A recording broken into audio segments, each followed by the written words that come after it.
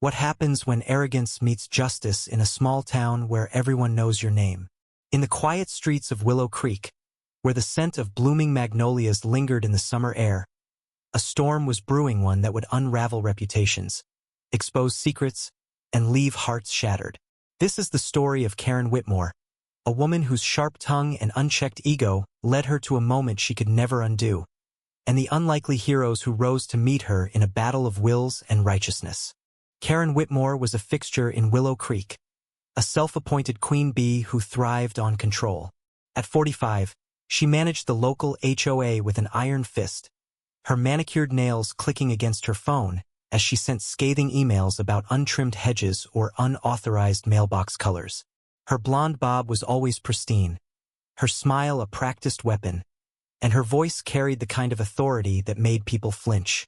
To Karen, Willow Creek was her kingdom, and she ruled it from her perch at the town hall, where she organized every major event with a mix of efficiency and disdain. On a humid July evening, the town hall was packed for the annual Veterans Day ceremony, a tradition that honored Willow Creek's heroes. The room buzzed with anticipation as families gathered to celebrate their loved ones. Among them was Marcus Hayes, a quiet, silver-haired Vietnam veteran who rarely spoke but carried himself with a dignity that commanded respect. Marcus had served 2 tours, earned a Purple Heart, and lost his best friend to a landmine in '68. His medal, worn and scratched but cherished, hung proudly on his chest as he sat in the front row, his daughter Lila by his side. Lila, my best friend since childhood, was a gentle soul with a fierce heart. She'd grown up hearing her father's stories not of glory, but of sacrifice and loss. To her, that Purple Heart wasn't just metal. It was a piece of her father's soul, a reminder of the man who'd carried her on his shoulders despite the shrapnel scars on his back. I, Emma Grayson, sat a few rows back, watching the ceremony unfold, unaware that this night would change everything. Karen, as always, was in charge. She stood at the podium, her voice dripping with performative gratitude as she read the names of the honored veterans. But her eyes scanned the room with a predator's precision, always seeking something or someone to criticize. When Marcus stood to receive his recognition, his hands trembling slightly as he adjusted his medal, Karen's gaze locked onto him. She didn't like Marcus. He'd once challenged her at an HOA meeting about a fine she'd imposed on a neighbor for a flagpole that was too tall. To Karen, that was treason. As Marcus stepped forward, Karen's smile tightened. "Oh, Marcus," she said, her voice loud enough to carry. "That old medal looks like it's seen better days. Maybe it's time to retire it." The room fell silent. A few people gasped. Marcus froze, his weathered face paling. Lila gripped his arm, her eyes blazing. But before she could speak, Karen leaned closer, her voice a venomous whisper. "It's practically falling apart. Let me help you." In a swift, deliberate motion, she reached out, plucked the medal from Marcus's chest, and whether by malice or carelessness dropped it to the floor. The pin snapped, and the medal skidded across the hardwood, its purple ribbon torn. The crowd erupted in murmurs. Lila lunged forward, her voice shaking with fury. "How dare you!" she cried, kneeling to retrieve the broken medal. Marcus stood motionless, his eyes distant, as if reliving a far worse moment from his past. Karen, unfazed, shrugged. "It was an accident. Don't make a scene, dear. It's just a trinket."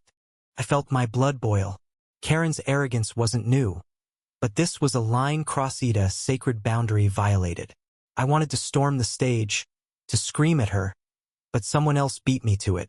A woman I hadn't noticed before stood up from the back row, her presence commanding despite her unassuming appearance.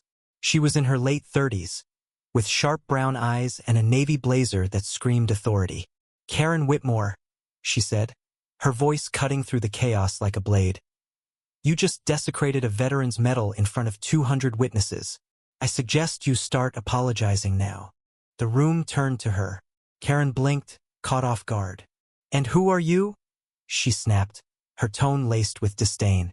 The woman smiled, a calm, dangerous smile. "I'm Abigail Grayson, Emma's sister, and I'm a federal lawyer specializing in civil rights and veteran affairs." My jaw dropped. Abigail, my older sister, had always been the quiet one in our family, working long hours in D.C.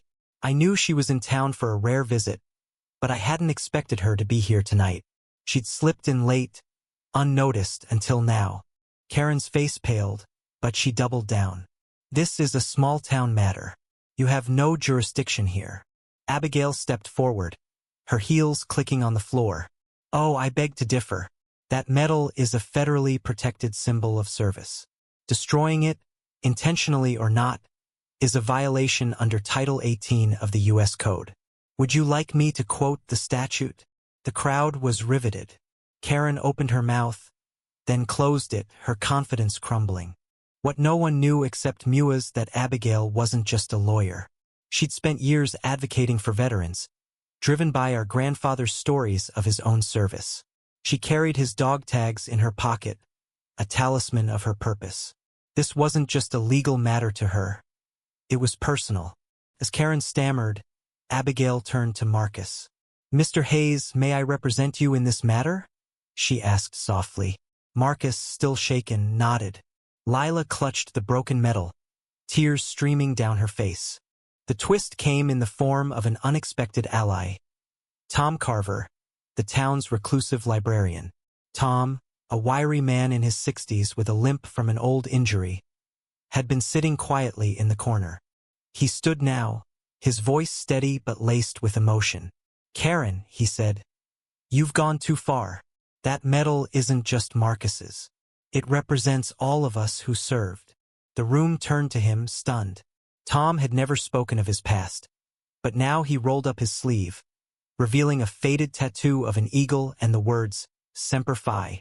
He was a Marine, a fact he'd kept hidden for decades. His words carried the weight of shared sacrifice, and they hit Karen like a tidal wave. The crowd's mood shifted. People who'd once cowered under Karen's reign began to speak up, sharing stories of her petty tyranny's fines, threats, public shaming. Abigail took notes, her pen moving swiftly. By the end of the night, she'd gathered enough to file a formal complaint, not just for Marcus but for the entire town. Karen, realizing the tide had turned, fled the hall, her heels echoing in the silence. The aftermath was swift and brutal. Abigail worked pro bono, building a case that exposed Karen's pattern of abuse. The broken medal became a symbol, not just of Marcus's sacrifice but of a community reclaiming its dignity. Karen faced legal consequences, fines, community service, and a public apology that burned her pride to ash. But the true cost was personal. Her husband, humiliated, left her. Her friends, or those who'd pretended to be, drifted away. Karen, once the queen of Willow Creek, became a pariah. Marcus, though, struggled. The medal's damage haunted him, a reminder of losses he'd buried long ago. Lila and I sat with him for hours, listening as he finally spoke of his friend who died in Vietnam, the man who'd pushed him out of harm's way. The medal wasn't just his. It was theirs. Abigail, true to her word, had it restored by a specialist, but Marcus never wore it again. "It's not about the medal," he said one evening, his voice soft. "It's about what it meant. As for me, I watched my sister become a hero in a way I'd never seen." Abigail returned to D.C., but her presence lingered in Willow Creek, a reminder that justice could come from unexpected places. The town hall stood quieter now, its events run by a new committee that included Lila and Tom. But the victory was bittersweet. Karen's fall didn't erase the pain she'd caused, and Marcus's quiet grief was a wound no court could heal. In the end, Willow Creek learned that power, unchecked, destroys not just others but itself. Karen's arrogance cost her everything: her status, her family, her identity. And Marcus, the man who'd survived war, carried a new scar, one that no medal could cover. The magnolias still bloomed, but their scent now carried a hint of sorrow, a reminder of a night when pride clashed with honor, and no one walked away whole. ND